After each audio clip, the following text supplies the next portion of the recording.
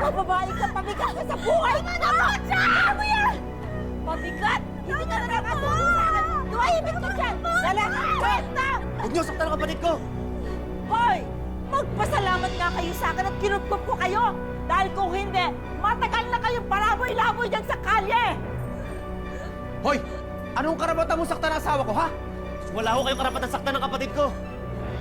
Tagal na ho nang tinitay sa paghihirap sa inyo, ha? Wala naman ho talaga pakialam sa amin, eh.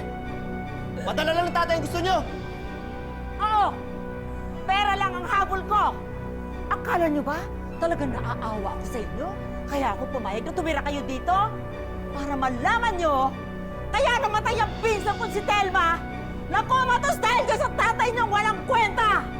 Kaya hanggat nagpapadala ng pera, yung patay gutom mong tatay, hindi kayo aalis dito!